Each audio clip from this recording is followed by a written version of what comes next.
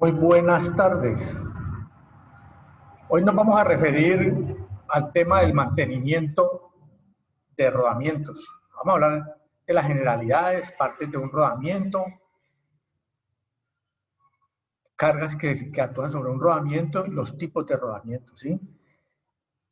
Para nosotros es conocido de que los rodamientos son ampliamente utilizados en la industria y en las máquinas específicamente para efectos de poder transmitir con facilidad los movimientos y para realizar trabajos. Aquí podemos ver algún rodamiento rígido de bolas, donde podemos ver que los elementos rodantes están compuestos de unas bolas separados de unas jaulas, ¿sí? Más adelante vamos a ver los tipos de jaulas que existen. Tenemos el aro interno, el aro externo, y tenemos también los sellos que son laterales cuando son autolubricados. Muy bien. Las cargas. Para hablar de las cargas es necesario que tengamos muy presente de que un rodamiento puede estar sometido a tanto cargas de tipo radial como de tipo axial. Si vemos aquí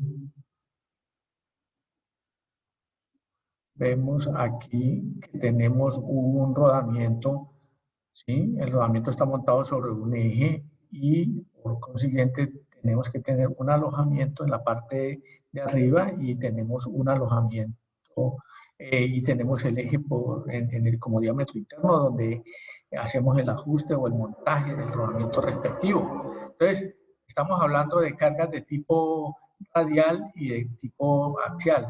Cuando tenemos una carga en sentido del eje, ¿sí? En sentido del eje, estamos hablando de una carga de tipo axial, porque está sobre el mismo eje.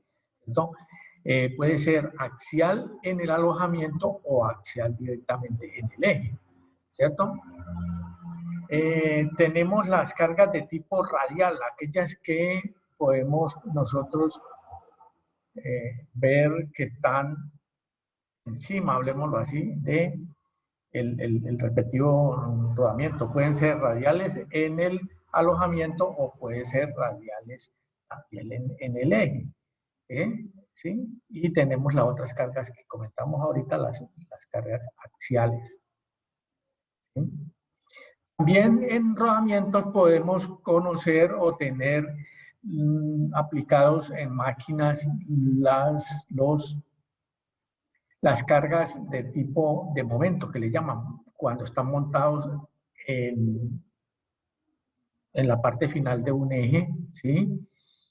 Por tanto, si un rodamiento lo monto aquí, pues voy a tener alguna carga de tipo de momento. O que aquí esté el rodamiento y la carga esté por acá separada a una distancia determinada, ¿cierto? Estamos hablando de una carga de momento. Estas cargas de momento normalmente las podemos ver en ventiladores de tipo inducido, tipo forzado en las industrias para combustión de calderas, ¿sí?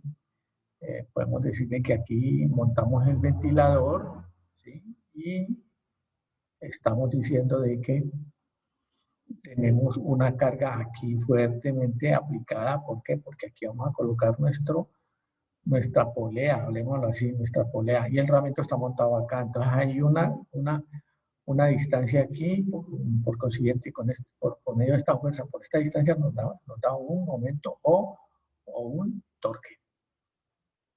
¿Sí? Muy bien.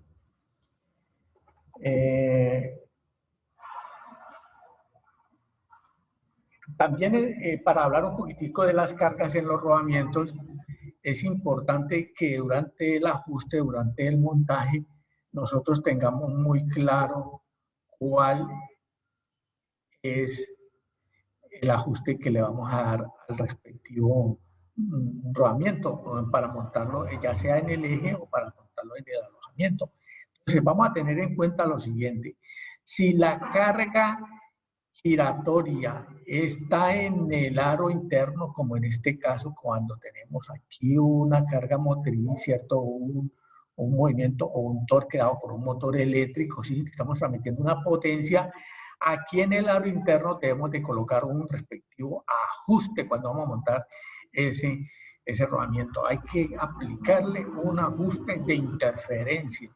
Estamos hablando de interferencia, ¿sí? Interferencia. Y esa interferencia se hace por medio de ajustes o calibres que se hacen con tablas que están en los catálogos, y es del orden de las micras, teniendo en cuenta de que una micra es una milésima de milímetro. Una milésima de milímetro. ¿Sí? Ahora, si el aro o la carga giratoria está en el aro externo, ¿sí? El aro externo es el que está recibiendo aquí el peso con una banda transportadora, por decir algo, ¿cierto? ¿Sí? Estamos viendo aquí. Entonces aquí tenemos un peso. Aquí la carga la está recibiendo el aro externo. Como el aro externo es el que no está recibiendo la carga, debe de ir el ajuste en el aro externo, ¿sí? Ajuste de interferencia. ¿En dónde? En el aro externo. En el aro externo, ¿sí?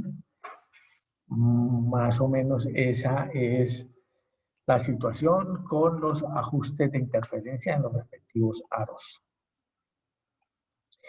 Para hablar un poco de la clasificación de los rodamientos. Tenemos los rodamientos rígidos de bolas.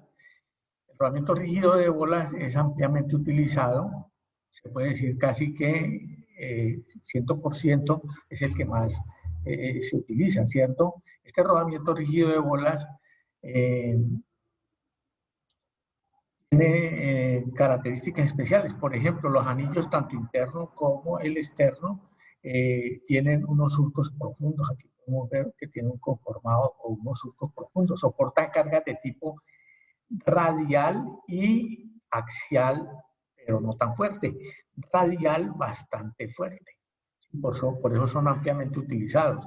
Son multipropósitos porque también resisten cargas de tipo radial, pero moderadamente. Estos rodamientos se sellan normalmente en la parte externa cuando son autolubricados, ¿sí? Y a veces tienen aquí un anillo o una ranura donde se coloca un anillo para hacer ¿qué? Para ser fijados, para ser fijados.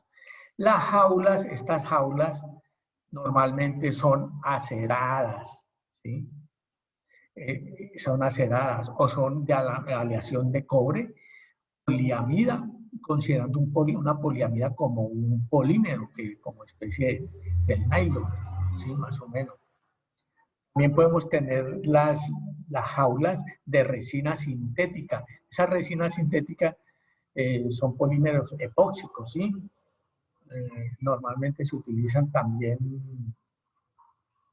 la baquela o la baquelita, que también son resinas sintéticas. Muy bien.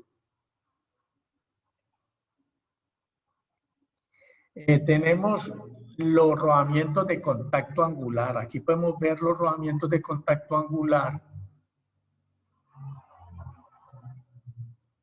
Estos rodamientos se pueden colocar de diferentes formas. Normalmente un rodamiento solo pues aguanta cargas del tipo radial, como el normalmente rígido de bolas, ¿sí? Pero también por esta pestañita que tiene acá en el reborde, tanto en superior como en el inferior, en el aro interno como en el aro externo, nos puede permitir recibir o aguantar unas cargas de tipo axial en un sentido,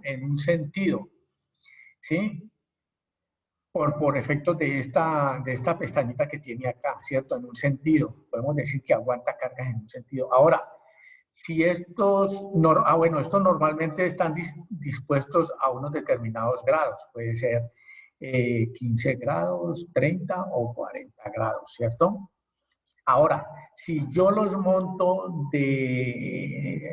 o le hago una disposición cara versus acá espalda, la espalda es más larga, aquí tenemos la carita, termina en carita y finaliza en espalda. Esta es una disposición en tándem, que le llaman, en tándem. Una disposición en tándem aguanta muchas cargas de tipo axial y también de tipo radial. ¿Sí? Esta es la disposición en tándem. Podemos colocarlo espalda a espalda. Aquí grande finaliza también con grande, ¿cierto? Entonces aquí tengo una disposición espalda, espalda, ¿sí? Espalda, espalda.